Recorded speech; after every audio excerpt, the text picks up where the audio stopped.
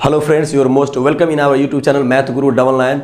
Today I will teach you about author and he is very famous author Walt Whitman. Walt Whitman के बारे में पढ़ाने जा रहा हूँ। बहुत ही ज़्यादा प्रसिद्ध राइटर है ये और इनके जो किताब हैं, ठीक है, द लीव्स ऑफ ग्रास, ये भी बहुत ज़्यादा फेमस है। और इन्हीं की किताब से जो चैप्टर हमारा बना हुआ है सॉन्ग ऑफ माई सेल्फ, इस सॉन्ग ऑफ माई सेल्फ जो है बहुत ही गजब का चैप्टर है, खुद का गाया हुआ गीत। ये 12वीं क्लास के सिलेबस में बहुत ज़्यादा प्रसिद्ध है। तो वाल्ट विटमैन जो है इनको बहुत बढ़िया तरीक़ा से एक्सप्लेन किए हुए हैं और इसको मैंने भी बहुत बढ़िया तरीक़ा से एक्सप्लेन करके बता दिया हूँ। मेरा फर्स्ट वीडियो आप देख लीजिएगा। इस वीडियो में आपको केवल और केवल राइटर के विषय में बताऊँगा, राइटर के बारे में बताऊँगा जो बहुत ही ज़्यादा अच्छा और डीपली बताऊँगा। ये जो लाइन जो दिया गया बुक का स्टार्टिंग लाइन में रहता है जो बहुत सारे टीचर आपको नहीं पढ़ाते हैं, इसलिए मैं आपको ये बताने जा रहा हूँ। बहुत एक लाइन बाय लाइन करके, एकदम लाइन बाय लाइन करके आपको बता दूंगा। इसको बहुत सारे टीचर पढ़ाने से बहुत कतराते हैं, इसलिए इसको नहीं बनाते हैं। कहानी को स्टार्ट किए, चैप्टर को स्टार्ट करके शायद बता देते हैं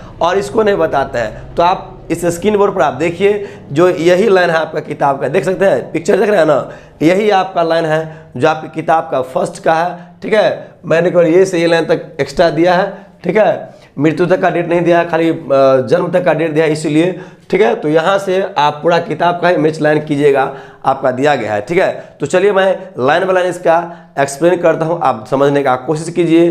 ठीक है, कोई भी टीचर इसको ज़्यादा अच्छा से आपको नहीं बताने वाला है, इसलिए आप बढ़िया से ध्यान दीजिए। और आप जब ये जान लेते हैं तो समझिए कि आपका ऑब्जेक्टिव टाइप का जो क्वेश्चन है बहुत बढ़िया से बन जाता है। तो आइए let's start this video and understand. देखिए क्या दिया गया है शुरुआत में, देखिए वाल्ट विटमैन। ठीक है, Walt Whitman was born in America. Walt Whitman का जन्म कहाँ हुआ है? तो इन अमेरिका में हुआ। कहाँ पर? अमेरिका में। ध्यान दे रहे हैं, Walt Whitman was born in America. America में हुआ। कब हुआ? ऑन 1819 में इसका जन्म हुआ। कब हुआ? 1819 में। देखते हैं 1819 एंड डाइड इन 26 मार्च और 26 मार्च 1892, यानी कि 1892 को उनकी मृत्यु होगी, वो मर गए। ठीक है जी। अब देखिए यहाँ पे कहते हैं कि यहाँ से आपकी किताब का लाइन है, ध्यान दे, द पीपुल्स पोएट, और उसे लोगों का कवि भी कहा जाता है। किसका? लोगों का कवि कहा जाता है। द पीपुल्स पोएट, लोगों का उसे कवि कहा जाता है। Is perhaps the most individualistic literary figure. यहाँ देखिए कहा कि शायद, परहैप्स द मोस्ट करा है, इज परहैप्स द मोस्ट, यानी कि शायद वह, इंडिविजुअलिस्टिक का मतलब होता है, ध्यान दें यहाँ पर, इंडिविजुअलिस्टिक का मतलब होता है व्यक्तिगत। ठीक है, क्या होता है? व्यक्तिगत। कहता है कि शायद जो individualistic literary figure, literary figure का मतलब है कि कहा है शायद वह व्यक्तिगत साहित्यकार है। ठीक है नहीं, वह शायद बहुत बढ़िया व्यक्तिगत साहित्यकार है। इंडिविजुअलिस्टिक का मतलब होता है व्यक्तिगत और लिटरेरी फिगर का मतलब होता है साहित्यकार। तो व्यक्तिगत साहित्यकार है, सबसे बढ़िया व्यक्तिगत साहित्यकार है। दैट कि अमेरिका हैज एवर प्रोड्यूस्ड, कि अमेरिका ने उसे कभी पैदा किया। ठीक है, कि अमेरिका ने कभी उसे पैदा किया। ध्यान देना, इसे यहाँ पर कह रहे कि is perhaps the most individualistic literary figure, कह रहे कि वो शायद बहुत ही बढ़िया व्यक्तिगत क्या है? साहित्यकार है। और दैट कि अमेरिका हैज इवर, माने कभी होता है, इवर माने क्या होता है? कभी। अमेरिका हैज इवर प्रोड्यूस्ड, कभी अमेरिका ने उसे पैदा किया है। ठीक है, he began working as a carpenter, वह एक कारपेंटर के रूप में भी काम किए। He began working as a carpenter, carpenter के रूप में भी काम किए, बढ़ई के रूप में काम किए। कारपेंटर का मतलब क्या होता है? बढ़ई होता है, तो वो बढ़ई के रूप में भी काम किए। और कहते हैं कि बिफोर हिज 12th बर्थडे, यानी कि 12 वर्ष की उम्र से पहले तक उन्होंने ऐसा काम किया था। ठीक है, और कहते हैं कि he also works as a printer. ठीक है, एक प्रिंटर के रूप में भी काम किए। लेखक नहीं कहते हैं, लेखक लिखने वाला काम भी किए, एक प्रिंटर के रूप में काम किए। टीचर, एक शिक्षक के रूप में भी काम किए। एंड, ठीक है, और एडिटर, संपादक के रूप में भी काम किए। एंड वाज वॉलंटियर नर्स, और एक वॉलंटियर नर्स के रूप में भी वो काम किए। ठीक है, वॉलंटियर नर्स किसको कहा जाता है? तो वॉलंटियर नर्स उसको कहा था जो बिना पैसों का लेकर, बिना पैसा लेकर के किसी को सहायता करना, फ्री में किसी का सहायता करना, उसको वॉलंटियर नर्स कहा जाता है। याद रखिएगा। देखते हैं हम लोग यहाँ दुर्गा पूजा जब होता है ना, तो बहुत सारे लोग दुर्गा पूजा का यहाँ पर क्या स्टिकर लगाए रहते हैं और वॉलंटियर बने रहते हैं कि हम चलिए हम वॉलंटियर हैं इस सभा का यहाँ पर, ठीक है, सबको शांति माहौल बनाकर रखना है। तो वहाँ पर फ्री में क्या करता है, लोगों को सहायता प्रदान करता है। इसे कहा जाता है वॉलंटियर नर्स, यानी कि बिना पैसों का सहायता करना। ड्यूरिंग सिविल वार, कब सहायता किए थे, सिविल वार के दौरान किए थे, ठीक है। गृह युद्ध जब चल रही थी तो उसी वक्त में लोगों को बिना पैसों का लोगों का सहायता कर रहे थे, हेल्प कर रहे थे, ठीक है।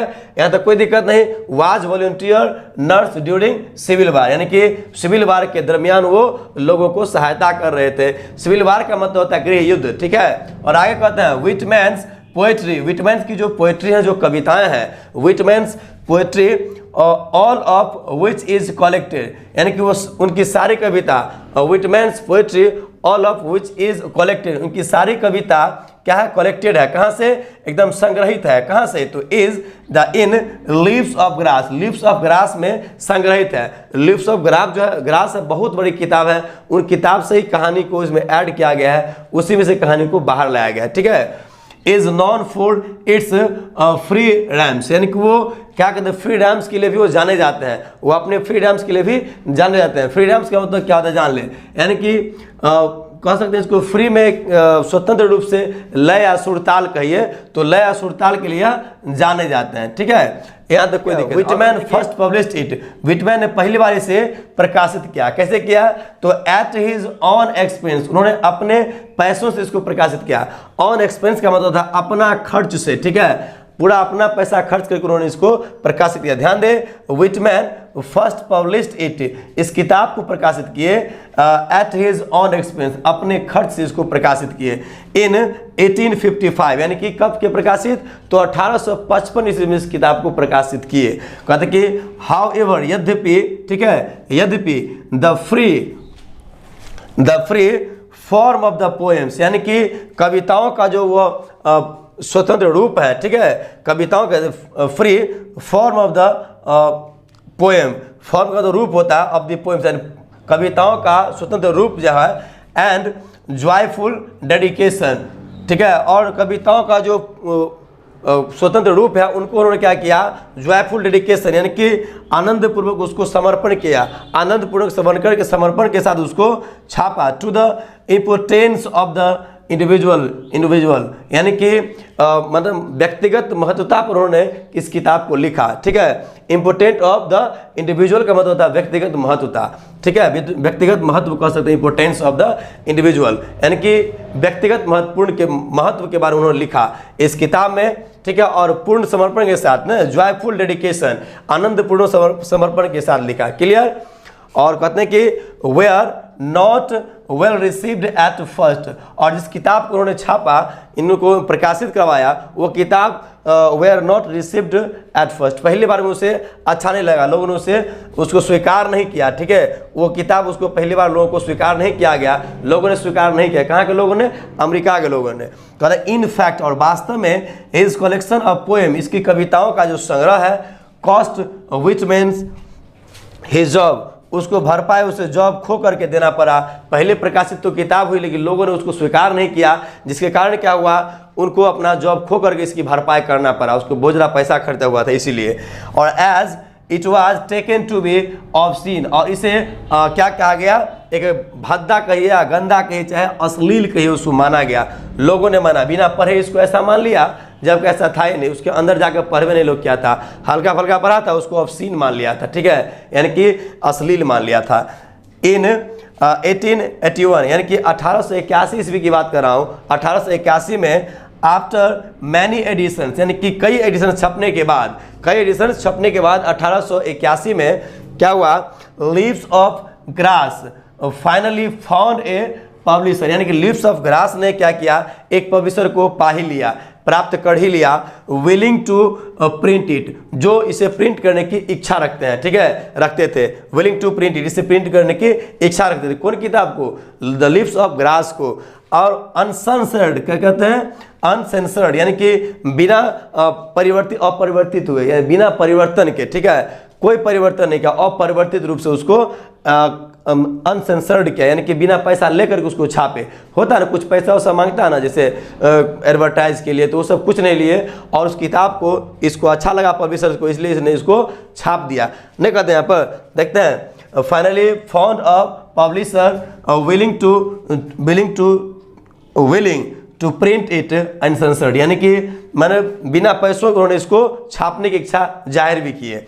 और आगे कहते हैं कि ट्रांसलेशंस ऑफ दिस कलेक्शन, यानी कि इस कलेक्शन का जो अनुवाद था, ठीक है, इस संग्रह का जो अनुवाद था वेयर इंथेसिटिकली, यानी कि इंथेसिटिकली यानी उत्साह रूप से क्या किया गया, रिसीव्ड इन यूरोप, यानी कि उत्साह रूप से इस किताब को, इसके अनुवाद को यूरोप के लोगों ने उसे स्वीकार किया। ठीक है, बहुत उसको अच्छा लगा। ठीक है, तो कहते हैं कि ट्रांसलेट ऑफ दिस कलेक्शन, इसका अनुवाद, इस किताब का जो अनुवाद था, वेयर इंथेसिटिकली, यानी कि इंथेसिटिकली रिसीव्ड इन यूरोप, यूरोप के लोगों ने इसे बड़े उत्साहपूर्वक, इंथेसिटिकली का मतलब होता है उत्साहपूर्वक, बड़े उत्साहपूर्वक इसको स्वीकार किया, इसको पढ़े और समझे इस किताब को। नाम क्या था, lips of grass.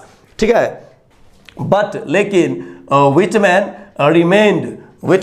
Remained relatively appreciated, लेकिन क्या कहते हैं, विटमैन को क्या किया, मतलब उसको रिलेटिवली अनअप्रिसिएटेड, यानी कि रिलेटिवली अप्रिसिएटेड मतलब तुलनात्मक रूप से, ठीक है, बिना प्रशंसा के, यानी कि तुलनात्मक रूप से बिना प्रशंसा के लोगों ने क्या किया, उसे अमेरिका में उसको उतना इज्जत नहीं दिया। ठीक है, बिना प्रशंसा के ही छोड़ दिया इन अमेरिका। ठीक है, यहाँ ध्यान दे, बट विटमैन रिमेन रिलेटिवली अनअप्रिसिएटेड, कि जो उसको मान सम्मान मिलना चाहिए अमेरिका में उसको नहीं मिला। ठीक है, Whitman remained relatively unappreciated in America, कि अमेरिका के लोगों ने उसे तुलनात्मक रूप से बिना प्रशंसा के ही छोड़ दिए, रहने दिए। ठीक है, उतना प्रशंसा नहीं किया जितना कि होना चाहिए राइटर ग्रुप में, और उसको इज्जत नहीं मिला जब तक जिए। ये समझिए आप, जब तक वो जिए ना वाल्ट विटमैन, तो अमेरिका में उसको उतना इज्जत नहीं किया गया, जबकि वो खुद अमेरिका के थे और अमेरिका के बारे में लिखते भी थे, लेकिन लोगों को वो अच्छा नहीं लगा। कहते कि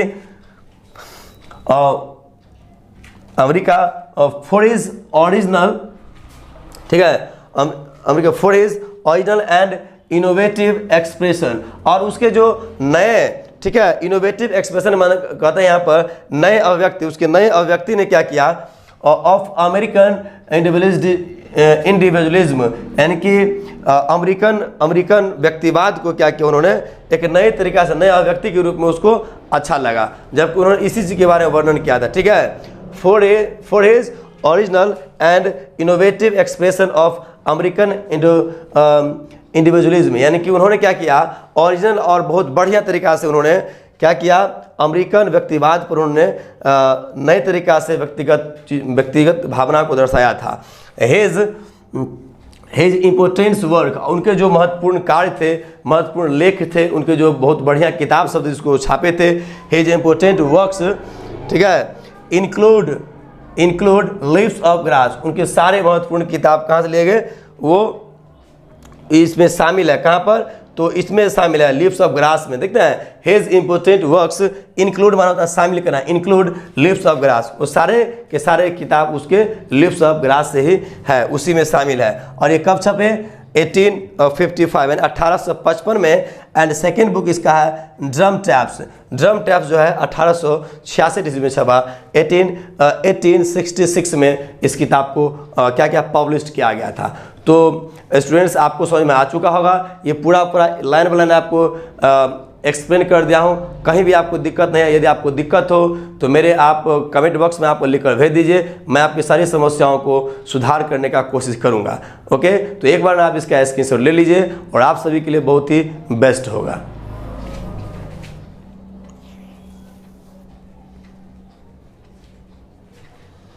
तो चलिए, इसका आप स्क्रीनशॉट ले लिए।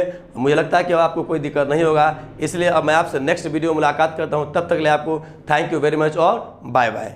क्लियर।